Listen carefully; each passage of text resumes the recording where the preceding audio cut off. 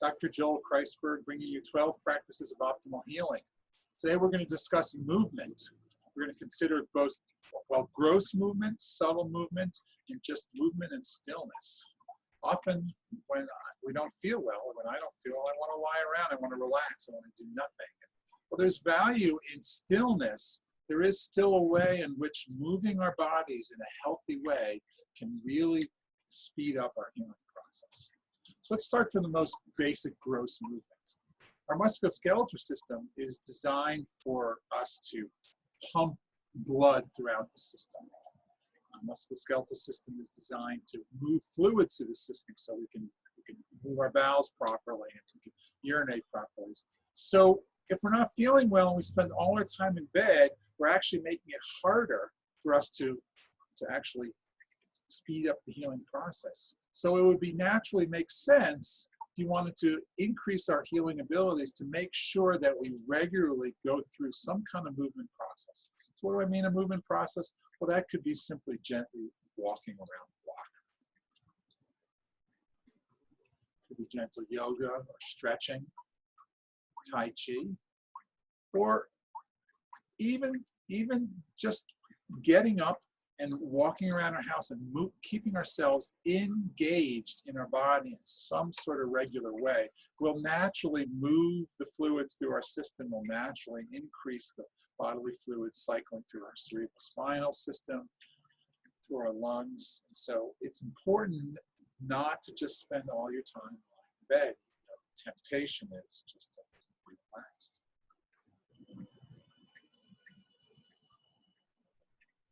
A subtler type of movement is the breath.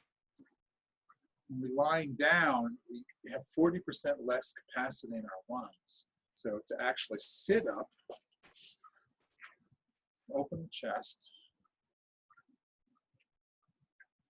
close our mouths, and breathe.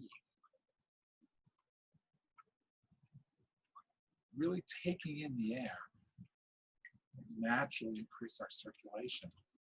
And aside from calming ourselves, we also certainly improve our ability to heal. So a second type of movement besides gross musculoskeletal movement is the more subtle movements of the breath. We bring our awareness in and taking 5 or 10 minutes to really just focus on our breath. To really, a subtler movement, our breathing, is to actually try and balance our inhalation and our exhalation. So one way to do that is to actually consider counting our inhalation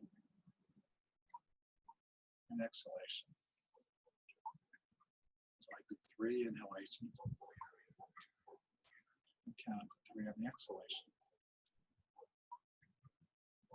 So if I do that slowly and gently, lengthening the space between the inhalation and the exhalation, I'm naturally balancing the sympathetic and the parasympathetic nervous system.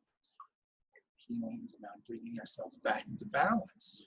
So one way to stimulate our system is to make conscious decisions on how to bring balance into our system. So our breath and balancing our breath is one of the ways that we subtly bring movement into our systems.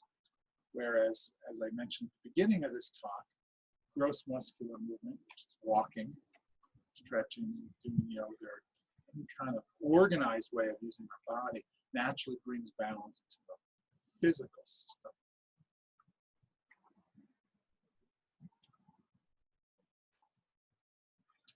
Movement happens internally as well as our healing system. So we have to, our gastrointestinal system has movement in it. It seems like a very passive, but what we choose to put in our bodies naturally affects the ability for our gastrointestinal system to move.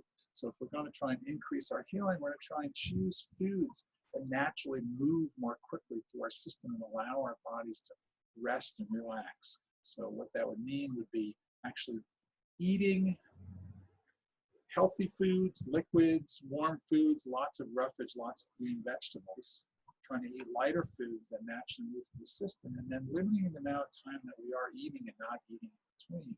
So it's really, really useful to actually stop eating by 6, 7 o'clock, have dinner, and then not eat for a good 12 hours. You find the next day you'll move your bowels.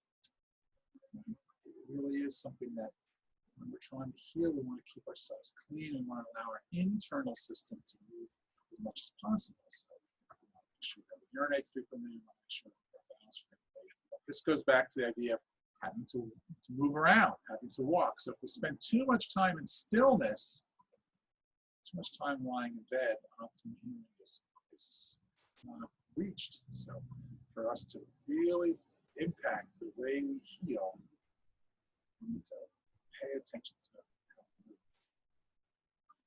Of course, when we don't feel well, that's usually not the time to launch into a whole new type of program. So if you really want to get good at healing and resiliency, you practice these things when you're not sick.